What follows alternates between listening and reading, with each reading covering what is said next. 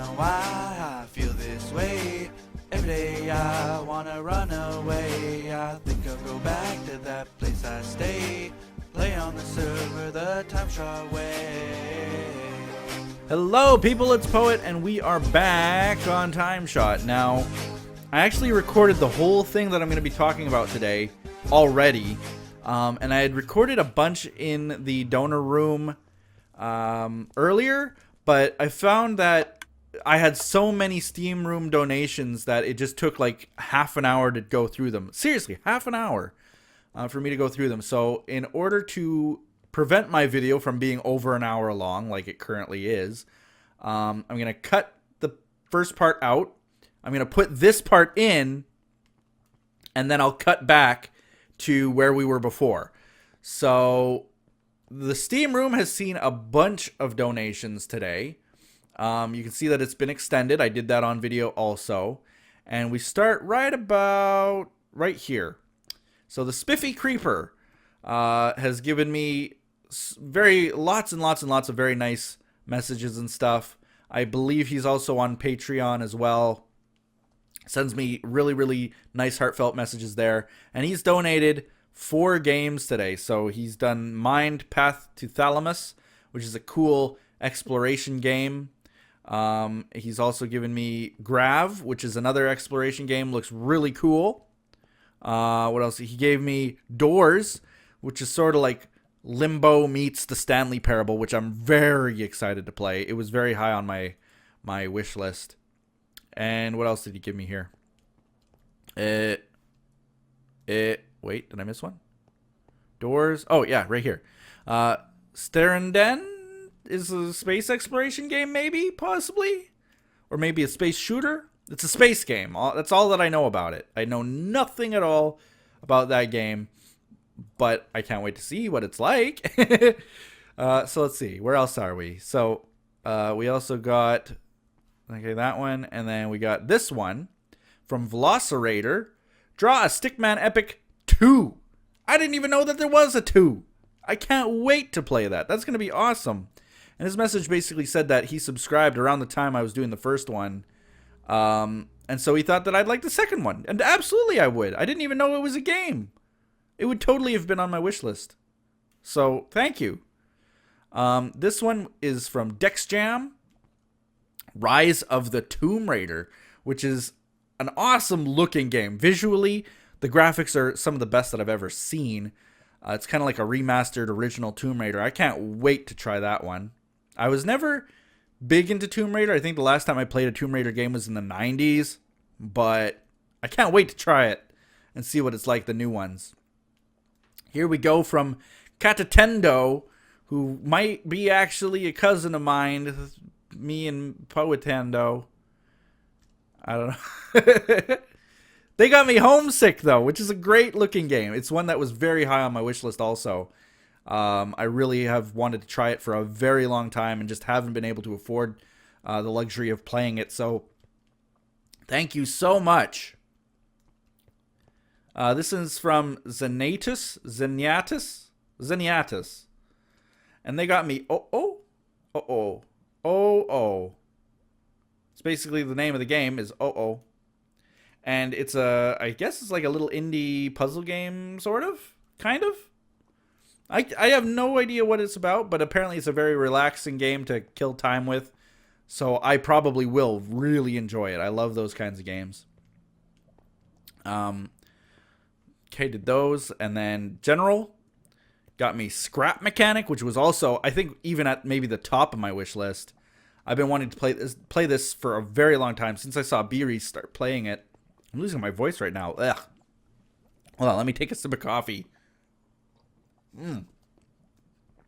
That'll help. And then this one it was a random fan, but I called him out and figured out their Steam name was Jamalaman, and they got me Uncrowded. So that was the Steam room in a nutshell. Took me half an hour to do it the first time because I actually dug out the room. And then I also talked about Patreon, in that we have now hit our third goal, our third Patreon goal. I said before that I had made them wrong and that I didn't think that they would be iterative like that. I thought that they would be more like, the first goal was $50. The second goal was $100. So I thought that once you reach your $50 goal, that it would reset to 0, and then you'd have to go to $100 again. That wasn't the case. So now I've had to be doing like all these goal things for a lot less than I thought that I would have at that point. So, no offense to anybody. I don't want to be disingenuous in any way. I have created some of the future goals, put them up in price, just so that it's more manageable for me. Wait.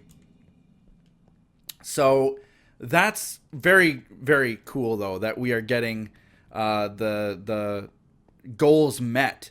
Like, I never thought that I would have that much pledged to me. It's amazing. You guys are awesome. So in March, where the pledges start, that is when we're starting to put names in here. And I can't wait to start doing that. And with that, I will now cut back to the other video. And we'll continue from there. So thank you guys very much for all the donations in this episode. Now, the thing is that we went through all those Steam donations, and it literally took up a humongous chunk of this video. So that means that this video is going to be a long video, unfortunately. If you're not into long videos, then, you know, what can I say? But I still want to talk about this thing that everybody else in the world is talking about right now. And that's fair use. Okay, so you've probably, if you're around the YouTube sphere, you probably have heard people talking about it already, more or less. Because it's something very important to a lot of content creators out there. And the thing is, like, the thing that I find strange about this campaign that's going on right now, and basically the campaign is, where's the fair use? Where is it, YouTube? Like, please tell us, because we're waiting. To put it into better words, a great video to watch is probably from the guy who started it, which is the Nostalgia Critic. And if you go to the Nostalgia Critic's channel and see his fair use video, he actually even like gives examples. Like, he interviewed or he took clips from people who have run into fair use problems on YouTube, and they talk about their issues. And basically the long and short of it is that fair use is something in the law that allows you to use footage or even music, I believe, or video game footage, video game content, as we often say it, in your videos, as long as you are commenting on it for the purposes of teaching or education or review, and so on. So a lot of people out there, the Nostalgia Critic is probably one of the biggest ones out there. He will take a old movie, let's say, and he will critique it, sometimes harshly. And that's part of the joy in it. That's part of the fun, is that he will look at something that's a really retro old video, maybe an old movie, and he will, you know, point out its flaws. And you can't really do that often without showing a few seconds of a clip. So what happens is that these companies, the companies that own the rights to the movies, will go and basically file a takedown notice on those videos. They will either claim the revenue he gets from them, or they will take him down completely. And that's kind of how it goes. So what do I need here? I need cobble. I need cobble actually right now. So there's that. And what else do I need really? I need some of this, I think. And my shovels. I'll use that one first. getting to be nighttime, and I think Dave, who is on right now, I think he's in the end, so I'm just gonna hang around here for a second so we can sleep. But anyway, fair use has been something that content creators like myself even have used for a very long time to justify us putting things into videos. So, for example, if you are playing a video game and suddenly the game company claims your video and says, well, you can't use that cutscene, or you can't use that game audio that's in the background, or you can't use the game footage itself, we can dispute that and say, well, we're doing it under fair use because we are transforming the product into something that it wasn't before. You know? It's not like I'm just posting the cutscenes to a video game. I'm actually talking about them. I'm reviewing them. I'm discussing them. I'm interacting with them. They are not the default product. So it's fair use. I mean, we've argued fair use for ages, which is strange that, like, people are kind of thinking that this is a big deal now. And it is. It's always been a big deal. But I'm kind of wondering, like, what triggered that? Like, what element triggered it for it to be something that the public needs to get up in arms about? Because I'll be honest with you, like, we really have been dealing with it for so long that it's just strange to me that it's something that people want to discuss now. Let's see. This little patch of dirt here I'm going to just get rid of completely. So I guess what happens is that a lot of these YouTubers who, especially the ones that deal with the movies, they get takedown notices quite often. Because movies, of course, when you have any video streaming website, what's the number one thing that people are going to want to pirate and put on there? Are movies, of course. You know. YouTube does have quite a few pirated movies on it. I'm not going to show you examples, obviously. And even if there were examples, I wouldn't really know about them. But there are a lot. I've seen them out there. So basically, the movie companies fight very, very vigorously to get rid of these movies. I gotta get rid of all of these vines here because they're gonna overhang my road and I don't like that. Vines, go away. Ugh.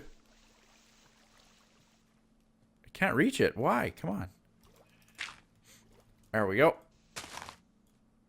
So, I wanted to talk about fair use, at least from my perspective, and say what the biggest problems were.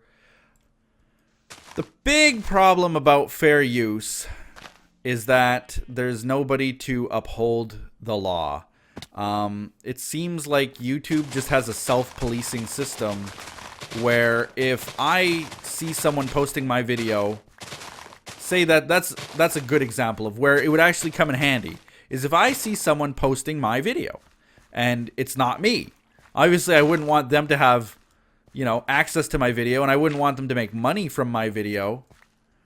So I would then file a claim against them. And I've actually done that before when I've seen people posting my videos. And I've often asked people, the fanaz out there, if you are browsing YouTube and you see someone posting my videos that isn't me, like on a different channel, you tell me right away, because we're going to take them down and they're not going to steal, you know, my views and revenue, basically. So, I've experienced it before. I've had that happen before. And we've taken down a few people before. So, that's kind of good for me. I liked that that feature was there for me to do. And I was willing to fight it, you know. The thing is that people can file these claims whether they're willing to fight it or not. And they can just file them just to take you down, whether, you know, whether they have a claim or not. And that's the big issue, is that it's too automated right now, and people can get away with murder, basically. Like, they can claim your video even if they had nothing to do with it, and that's a scary thought. The thing is that I always assumed that they would get punished. Like, if someone claims my video and it was a false claim, I always thought that, well, you know, after several false claims, you know, clearly something would happen to them, right? Like, surely they'd be punished for doing that, right? No, apparently not. Apparently there is absolutely zero punishment for people who file false claims against channels. So, say I post... Here's a good example. Say I post my Sonic the Hedgehog series, and someone comes along and they're from, like, the Sonic animated series or something, and they claim my video, saying that I don't have permission. Or someone from Sega, let's say, comes to my video and claims it, saying, you know, I didn't have permission to post their content. I would dispute that. I would win that. And then the thing is that Sega could just go and claim all my other videos the same way, with zero punishment happening to them. And that's the long and short of it, is that they aren't punished whatsoever for doing these rotten things. So that's, I guess, one of the biggest problems going on with it right now. But that's always been the case. It's always been the case. It's sad, but true, and always been the case. Is this Mr. Mocking Cow? No, I'm looking for Mr. Mocking Cow. He walked away ages ago, and I haven't been able to find him since. This isn't him either. Mr. Mocking Cow is somewhere around here. I have no food. Okay, I gotta go get food. So, the big problem that I see with these takedown notices is that YouTube made it so that they're not manual. So many copyright claims were happening, I guess, that they decided somewhere along the lines, pretty early on actually, to make it an automated process. Something called Content ID. Maybe you've heard of it. Maybe you've heard of content creators talking about it. And what it is basically the automated system that scans your video. As soon as you upload a video, you're being scanned.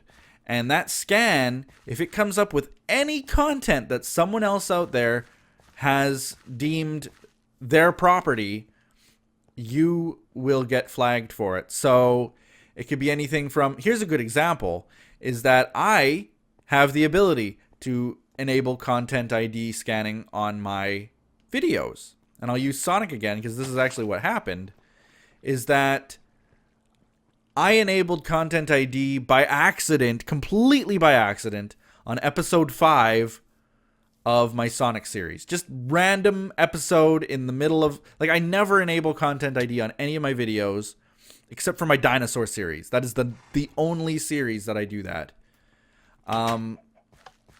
So, all of a sudden, I start getting these emails from creators out there, smaller channels, saying, you know, why are you claiming my videos? I own all the rights to them. And I'm thinking, what? Like, I totally didn't.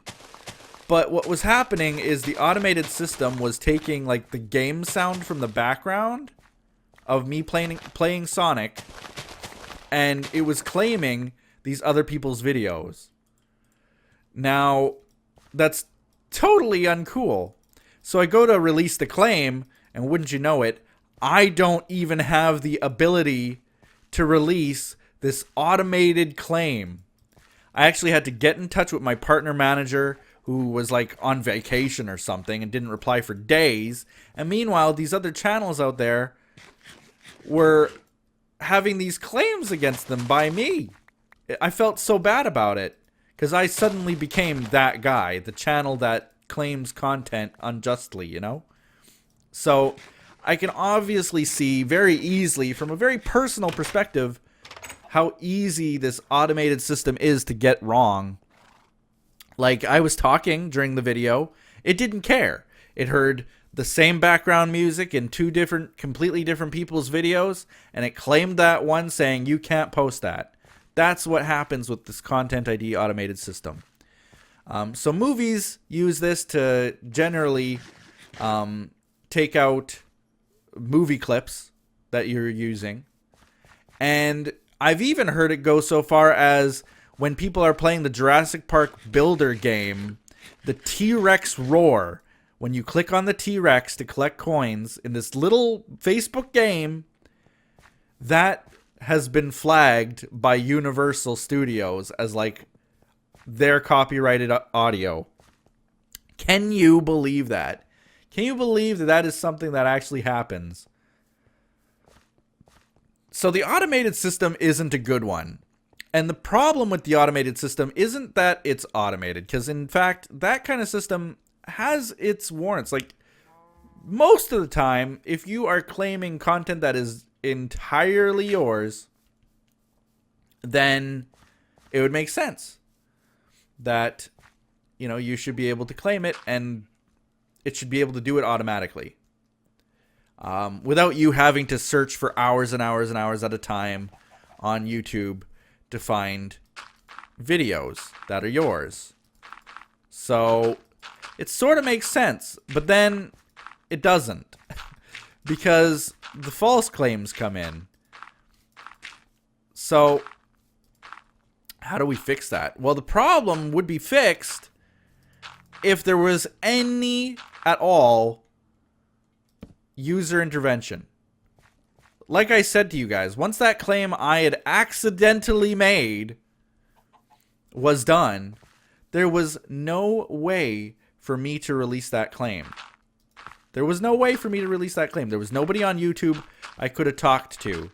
And the same goes for bigger claims. Like if Sega, let's go back to that example, were to claim my videos because I'm posting Sonic content, there would be nothing I could do that would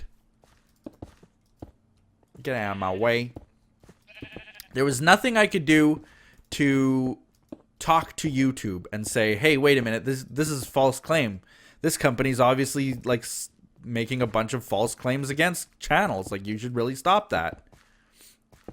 So there's nobody on the other side that you can really go to and say, hey, wait a minute, this is a problem.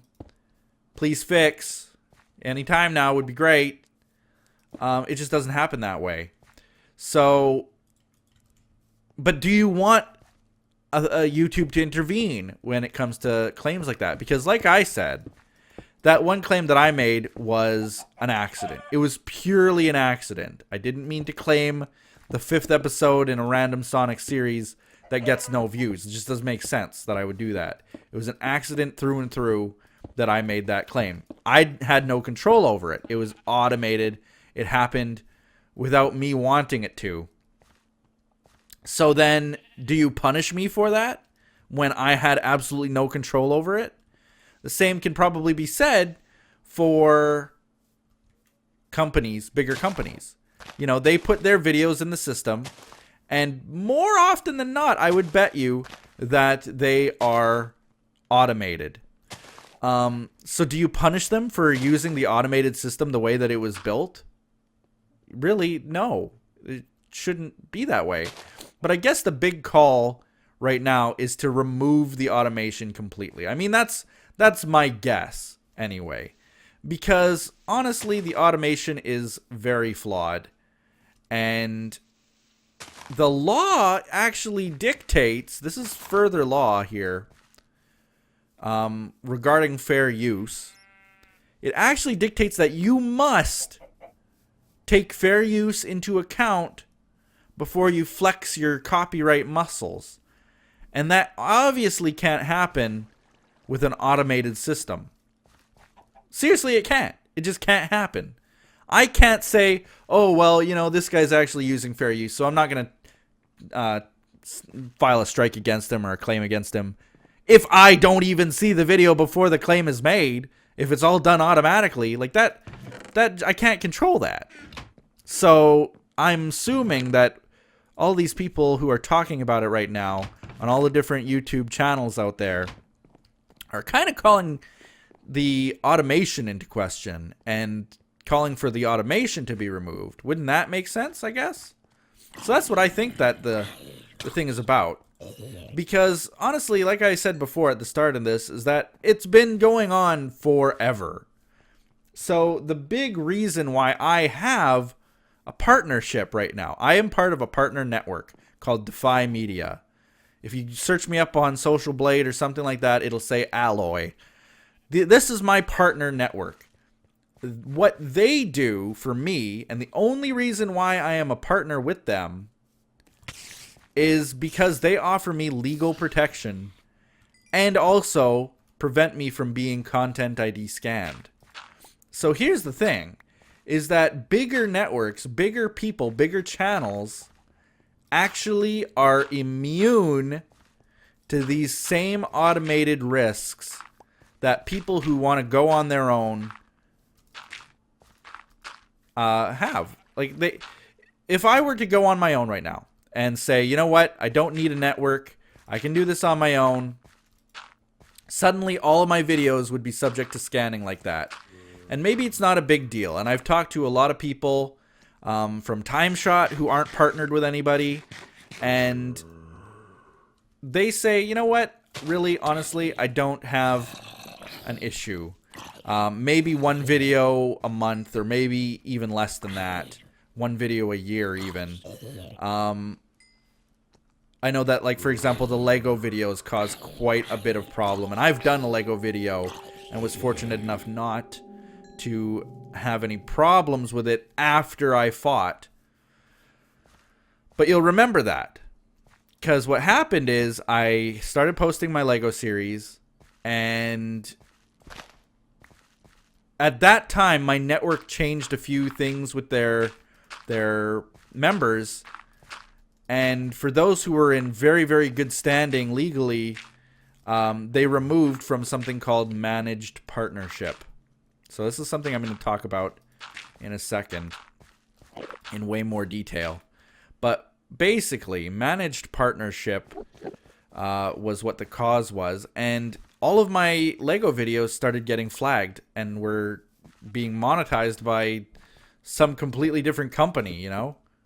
All my revenue that I got from them was just suddenly gone. Like, ta-da, you made this video for free.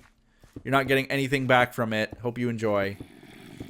And that was all part of the automated process. Yikes. This is a dangerous place with this creeper right here. Got him. Oh! My axe! He broke it! He broke my axe. So that was kind of an automated process, and it made me realize just how important managed partnership was. So, managed partnership is something that you can get, but it's very difficult to get. And this is the thing, is that unless you've got around the same number of subscribers as I do, or specifically the views, if you get a ton of views per month, you will more than likely get managed partnership with a network. So I think the key number is somewhere around, let's say, 500,000 to 1 million views a month. That seems like a very high number to a lot of smaller channels, and honestly, it is. It is. I don't know of anybody else who is managed. Nobody on TimeShot that I know of is managed, though I could be wrong. But nobody who has actually come forward and mentioned it is managed. And what it basically does is it enables you to post content that is not scanned by third parties. But the fear is, the big problem with being a managed partner is that if someone, they can still do manual claims against you. And when they do a manual claim against you, I gotta tell you, it doesn't come as anything light. No, it is an automatic strike against your channel, which means that immediately you're limited in the content you can post. You can only post 15-minute videos. This video would not exist, in other words. And there's huge limitations to file size and things like that. And it comes immediately when you get a strike. So it would be a very, very, very, very, very, very bad thing for me to have anyone manually take down a video for that. However, I was again under the assumption that when people file these strikes against you and you dispute them and they come out to be false, because of the severity of a strike, surely they are punished for it then, aren't they? That I don't know. I really don't know. But it's made it so that the only reason, and I'll say this again, the only reason why I am a member of a network right now, and not going it on my own, just being partnered with plain old YouTube, is because I get managed partnership, which I had to negotiate. I did have to negotiate it with the network. And I can use their legal team. So those are the only two benefits, period.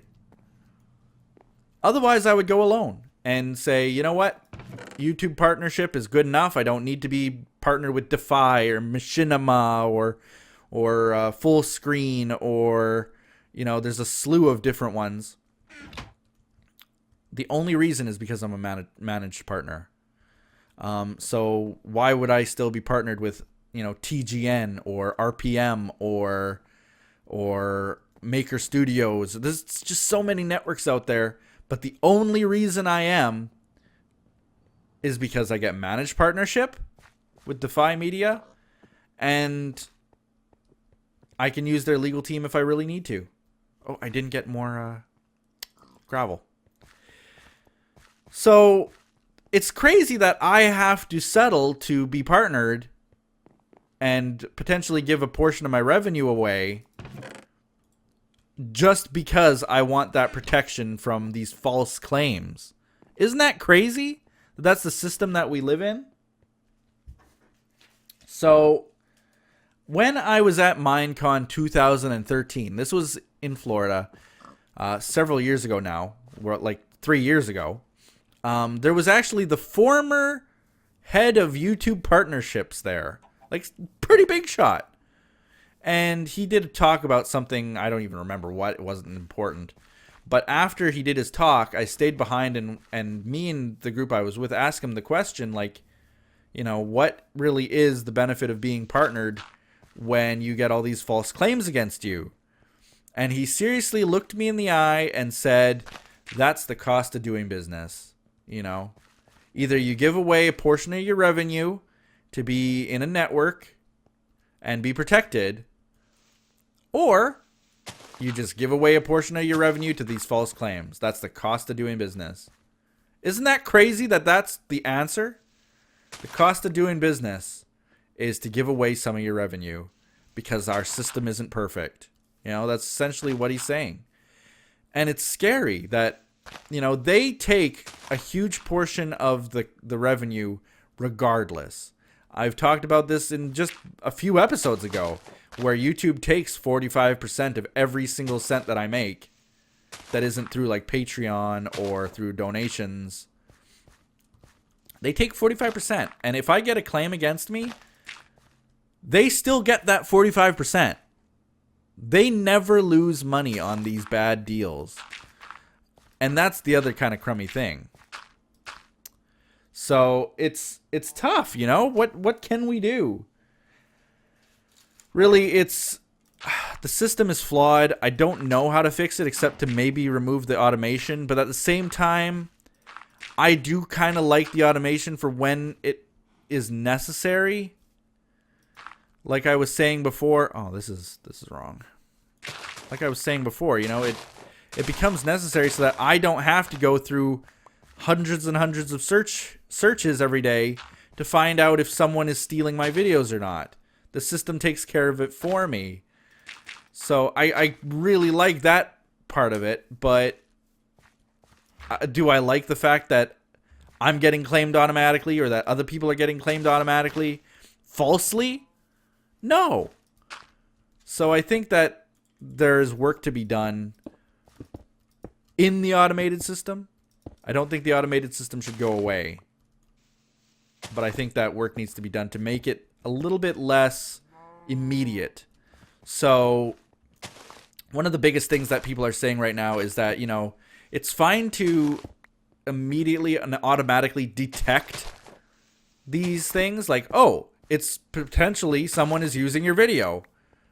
Let me review that first. Let me take a look first and say, you know what? Someone is using my video. Okay, file a claim against them. Rather than it just being an automated thing that just happens. Like, that whole Sonic the Hedgehog video game thing could have been completely avoided if it had given me a chance to say, hey, wait a minute. Are you sure you want to make this claim? And of course I would have said, no, wait a minute. I didn't even make this claim. You know, it's automated. So that's kind of where we're at right now with it. And I guess kind of why so many people are currently complaining about it. Yeah, it looks dumb. There we go. So many people are now bringing it to the forefront because I guess it's time that we start discussing a fix. And the problem, like I said, the easiest and most obvious fix would be to just let me review those automated claims and make those other companies review their automated claims. And if they review those automated claims and they still file a strike or whatever and it's still invalid, punish them for it. That's the answer. It's so obvious. It would take no time at all to implement.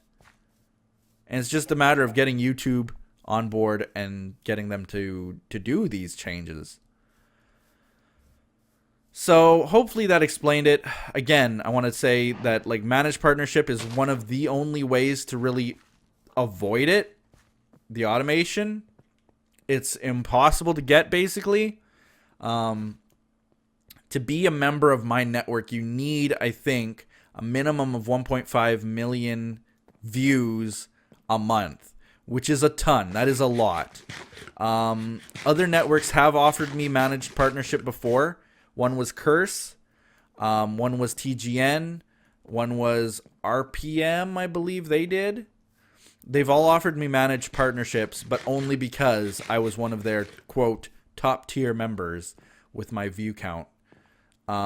If you don't have the views, then I would say don't get partnered. There's no point to it. And just do your best to not put any gameplay cutscenes in a video. Mute all the music like a lot of people do. And just try your best to avoid these downfalls, these pitfalls that they've set up for us in the automated system. So with that, I think that's where I'm going to end it, guys. It's been a very long episode. Thank you all for watching it this long. And yeah, definitely check out the video by the Nostalgia Critic. He does a way better job of describing his problems, although they relate more to like movies and TV rather than video games. But it kind of falls in the same lines, you know. The lines are very blurred there. Because we still get the same kind of content takedowns. So watch that. And again, thank you all to those who have donated through Patreon, especially those who are actually like editing their pledges and now donating a little bit more per month. So like someone who was donating $5 a month edits it and now they're donating $8 a month. Like though, that's so amazing that people are willing to show that level of support. I'm still working very hard to get some of the pledge rewards figured out, especially the art one. I just haven't had a lot of time to do a lot of them, and I have like a billion to do. And then we will get the rest of the pledges done into the next month. For those who have donated video games, thank you so much. I have no time to play any of them, but I will do my best to enjoy them all the same. Thank you so much, all of you. And with that, we will end the episode there. Thank you for watching. Like this video, comment below, and do all those other awesome things you people do. Oh, and my subscribers are back. YouTube fixed that. We're at 200,000 again. Surprise! We'll see you next time. Bye-bye.